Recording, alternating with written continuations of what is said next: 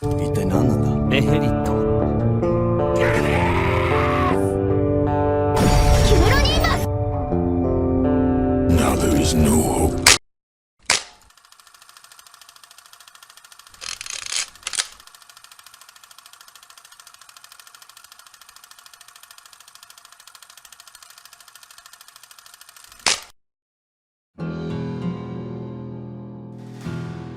En el distrito mercantil había un bar, o, mejor dicho, existía un lugar que no decepcionaba a sus clientes, ya sea que quisieran celebrar con el alcohol o ahogar sus penas en él. Pero eso quedó en el pasado. Hoy el sitio lucía descuidado, había sido clausurado y el futuro que le aguardaba era el de albergar una organización de mercenarios. Quienes pasaban por allí no sospechaban que en sus entrañas, en el sótano para ser precisos, 2 personas habían sido teletransportadas, apareciendo tras una cortina de intensa luz. Rudius Greyrat y su rehén, la irreemplazable y única Miko de Milis, el tesoro indiscutible del reino. El pergamino que había llevado consigo había funcionado. La teletransportación bidireccional resultó ser, como se esperaba, una herramienta útil.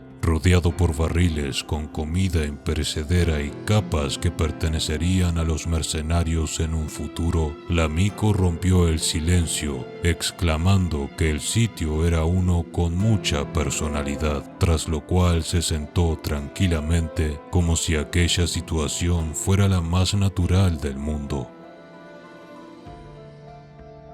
¿Qué estabas pensando en ese momento? Quiero decir, el hacer acto de aparición en el preciso instante en que podía llevarte conmigo en lugar de huir. Es como si hubieras estado esperando a que tal momento arribara. Sí, Rudius, fue una coincidencia. Admito que encontrarme en esa escena me dio mucho miedo. Mientes. Efectivamente, la Miko mintió, pero no tardó en replicarle al mago con la verdad. Ella había echado un vistazo a las memorias de uno de sus guardianes y sabía qué era lo que Therese y el resto pretendían hacer con Rudius. Entonces, ¿saliste en mi rescate? Exacto. Y cuando miré sus ojos supe qué sucedió. Tal poder es uno increíble. Y pensar que consiguió hacer contacto visual conmigo, incluso a pesar de encontrarme dentro de la armadura mágica. Quizás hay más respecto al funcionamiento de su poder que ignoro. Estoy de su lado. Quiero ayudarle.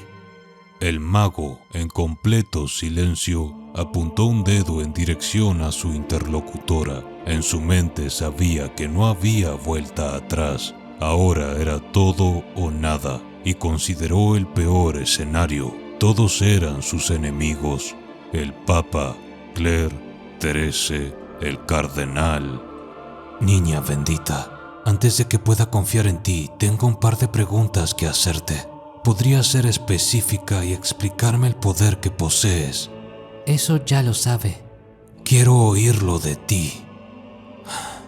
Juzgaré qué es lo que dice. Sabré si miente en función de lo que Orsted me ha dicho.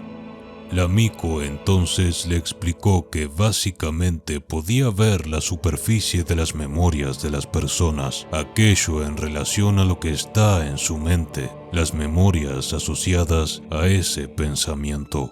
Pero ¿cuál era la diferencia entre eso y leer mentes? Pues, mientras más prolongado sea el contacto visual, más y más en el pasado ella podía ver, siguiendo la ramificación de memorias asociadas a ese pensamiento.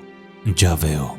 No hace una completa lectura de memoria. Solo contempla pequeños vistazos al pasado en función a lo que el objetivo esté pensando. Entonces, solo puedes observarlos, no modificarlos, ¿cierto? Correcto. ¿Y si, hipotéticamente, una persona hubiera perdido sus memorias o perdido la cabeza, podrías devolverle a su antiguo yo? ¿Podrías ayudarle? No. Según la Miko, a priori no era posible, aunque la idea de emplear sus poderes en conjunción con magia de sanación tal vez podría ayudar según sus palabras, aunque era una posibilidad lejana, incierta. Así que no puedes leer mentes en el sentido convencional. No, pero puedo usar lo que veo para hacerme con una suposición. Ya veo. Entiendo por qué alguien con una conciencia culpable no quisiera mirar sus ojos. Aunque no hay forma de determinar si ella miente en el juicio, supongo que nadie vigila a los vigilantes. Podría condenar a quien quiera que le desagrade. No evita mis ojos, Sir Rudius. Supongo que mi conciencia está tranquila.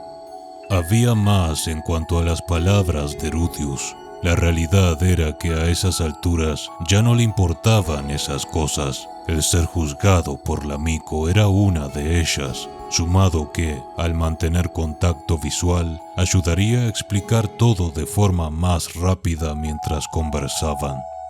Tal vez, pero ¿no le importa que deambule por su mente? Rudius no respondió. Y pensar que Sir Orsted posee una maldición tan terrible, el dios humano. Sus primeras palabras fueron: Los ojos de la Miko no parecían querer detener su arqueológica actividad en la mente del mago, pero de pronto su intrigada expresión cambió a una completamente sonrojada. ¿Qué? ¿Habrá visto algo sucio? ¿Acaso no ve ese tipo de cosas en los juicios de sus inquisiciones? ¿Dos a la vez? Aún así, las ama. ¿Un altar? Veo que quienes no son de la fe de Milis tienen rituales algo extremos o diferentes. Lo que has visto es el núcleo de mi alma, Miko. Ya veo. La Miko, algo incómoda, se alejó unos centímetros mientras alisaba los dobleces de su falda. Volvamos a los negocios. Primero, ¿quién piensas que está detrás de todo esto?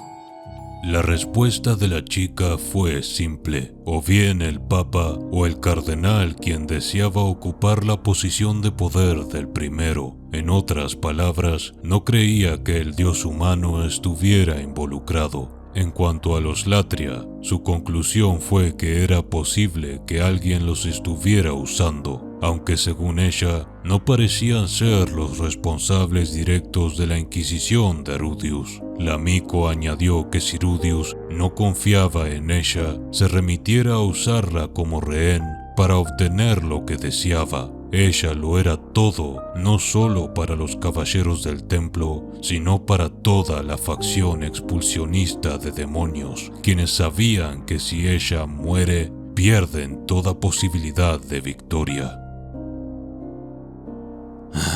Maldición.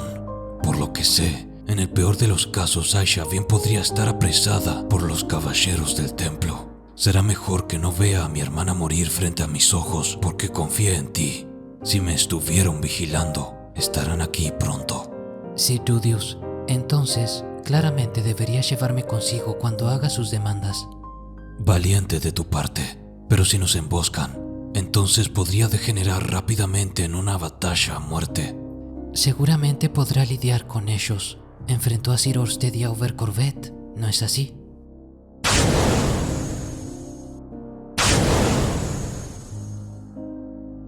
Así que también has visto eso. Es cierto que si hubiese luchado con la intención absoluta de matar, hubiera masacrado a los caballeros en los jardines. Además, de ser atacado sería por la facción papal. Los caballeros del templo no harían nada que pusiera en riesgo mi vida. El Papa, sin embargo, se beneficiaría con mi muerte. Sir Rudius, si le preocupan las otras órdenes de caballeros, le sugiero actuar ahora. Si arrestaran a uno de sus amigos, el esperar podría resultar en que algo terrible termine sucediendo. Concuerdo. Aunque solo haya transcurrido una hora desde que la secuestré. En el peor escenario, Aisha y Gisu están presos. Mientras más espere, más desesperados se volverán. Podrían torturarlos. La gente hace cosas alocadas en la desesperación. Eso lo sé muy bien.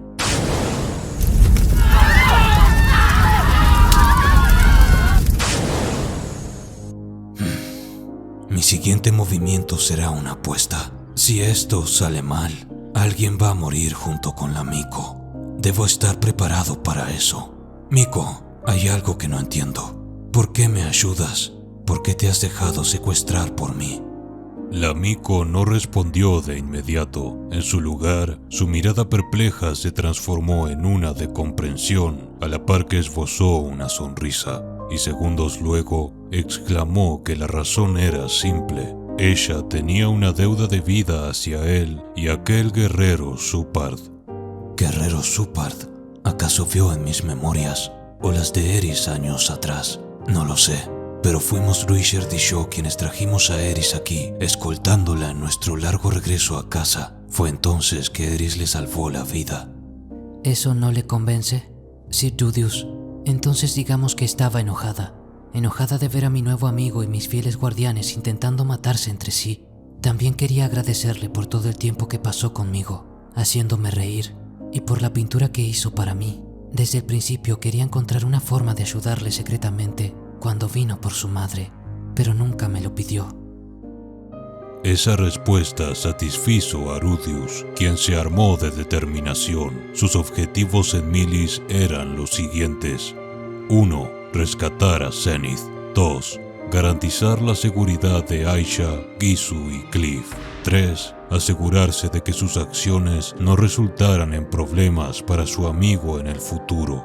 4. Terminar de establecer su rama mercenaria allí. 5. Obtener permiso para vender sus figurillas de Ruijerd. 6. Hacer de Milis su aliado. Bien, hora de encargarse del objetivo 1 y 2 de una maldita vez. En esta ocasión seré yo quien haga el primer movimiento. Miko, si todo sale bien, quiero decir, de conseguir el resultado que deseo, y Milis no termina siendo mi enemigo tras todo esto, traeré a Eris conmigo la próxima vez, lo prometo. Aquello puso sumamente feliz a la Miko. Habiéndolo dicho todo, Rudius se encaminó de regreso a la iglesia, con la chica como su as en la manga. Habían transcurrido 2 o 3 horas desde la batalla contra Therese y su élite. Sin embargo, tal y como la Miko había sospechado, ni un solo caballero del templo podía ser visto en las calles. Era incluso inquietante. La mayoría del mundo desconoce que siguen existiendo los círculos de teletransportación. Son tabú. Ya ni hablemos de los pergaminos de teletransportación. Los caballeros habrán sellado la entrada a los jardines, asumiendo lógicamente que seguimos dentro, aunque ya deberían haber concluido que no estamos allí. Y una vez frente a los cuarteles generales de la iglesia, caballeros en armaduras azules no tardaron en identificarlos.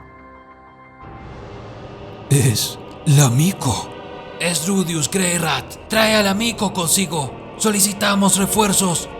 Un enorme número de ellos emergió no solo de la iglesia, sino que de todas direcciones detrás. En unos minutos, una marea azul rodeó al mago y su rehén. Seré capaz de lograrlo. Sir Rudius, haga lo que haga, no me suelte. Aseverando con su mirada, el mago afirmó su agarre sobre los brazos de la Miko. Tal como la chica había dicho, ninguno de los caballeros había desenvainado su espada a pesar de los aterradores números, pues no querían arriesgar la muerte de la chica. ¿Cómo te atreves a tratarla con semejante violencia? Traes vergüenza a todos los creyentes en Milis. No te saldrás con la tuya. Rudius, bastardo. Incluso has puesto tus manos sobre la sagrada Miko. Ataquemos. Tras su batalla contra la élite del templo no debe tener mucho mana sobrante. Alto. Tal vez tenga aún lo suficiente como para matar a la Miko. Mi nombre es Rudius Greyrat. Demando un diálogo con el Papa. Fuera de mi camino.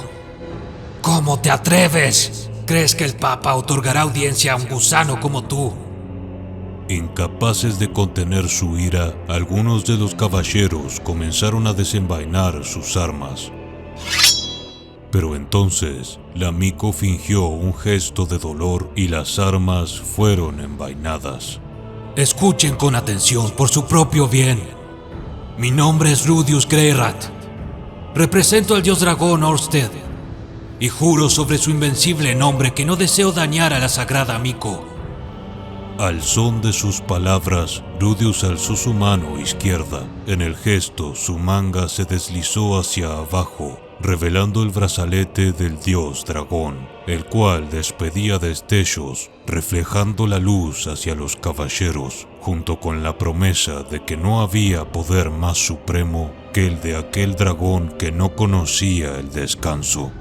Sin embargo, si mi demanda es rechazada, no puedo garantizar su seguridad. Sepan que al ser un enemigo de Rudius Greyrat, la iglesia de Milis será enemiga del dios dragón y de todos sus seguidores. Al oír esas palabras, los caballeros dieron un paso atrás, dubitativos. Demando una explicación a su santidad por la desgracia de haber sufrido un ataque en sus jardines hoy. ¿Por qué atacaron al representante del dios dragón? ¿Por qué mi madre está cautiva? La respuesta a esas preguntas determinará si la sagrada Miko vive o muere. ¿Qué hacemos? Tiene a la Miko y... ¡Ábranle paso! Pero antes de que el mago pudiera avanzar, una pequeña conmoción comenzó a gestarse desde el fondo y empujando a los caballeros, 4 personas consiguieron llegar hasta la primera línea. Rudius conocía a 3. 2 eran caballeros con los que había luchado. Sus armaduras estaban en pobre estado, producto de la batalla, aunque habían recibido curación mágica. La tercera persona era Therese, quien al ver a su sobrino a los ojos, fue incapaz de sostener su mirada y miró hacia el suelo con clara vergüenza. La cuarta persona era un hombre de unos 50 años y de barba blanca. Su mirada era una afilada. ¿Quién era ese sujeto? Su armadura lucía algo más elaborada, como si tuviera mayor importancia que el resto, como si fuera el rey de los caballeros templarios. Soy el comandante de la Compañía de la Espada de los Caballeros del Templo. Mi nombre es Carlyle Latria. ¿Ese hombre es mi abuelo? Siento tener que conocernos en estas circunstancias. Mi nombre es Rudius Greyrat, hijo de Zenith Greyrat. Carlyle miró a Rudius con los ojos de un halcón. Su mirada era incluso más penetrante que la de la mismísima Claire. Eso es todo. No. Represento al dios dragón Orsted y demando audiencia con el Papa. Rudius, al decir aquello, hinchó el pecho tal y como recordaba a Eris hacerlo, y la respuesta de Carlyle fue: te llevaré. Sígueme. ¿Qué opinas, Miko? Tal parece que Therese solo seguía las órdenes del cardenal, pero Carlyle evitó mis ojos, por lo que no pude determinar nada sobre él. Avanzaremos. Destruí su preciada barrera de rango real y los destrocé. Fui suave con ellos y lo saben. Saben quién es el más fuerte aquí y por cuánta diferencia. Y por si fuera poco, tengo al Miko. No me atacarán, de momento. Entonces, la marea de azul metálico se dividió en 2, abriendo un camino directo hacia los cuarteles generales de la iglesia. Rudius, sujetando aún a la Miko, caminó sin una pizca de inseguridad visible, siguiéndole el paso a Carlyle Latria. La escena parecía sacada de una pintura. Aquel día, Rudius Greyrat había conseguido lo que ningún otro hombre se hubiera siquiera atrevido a intentar jamás en Milis. Gracias a las donaciones de Oka Satoshi, Fallen One, David Rizaldi, Cárzaro 1985, Martínez Edgar, Jaro 101, Dexo, Joan Paisen, José Martín, Seb Morae, Juan José Macías, Roberto Vázquez Pinilla, Cristian Medel, Adrián Segovia Flores, Iván Garduño, Alan Herrera y Gedor García, y a los miembros en pantalla.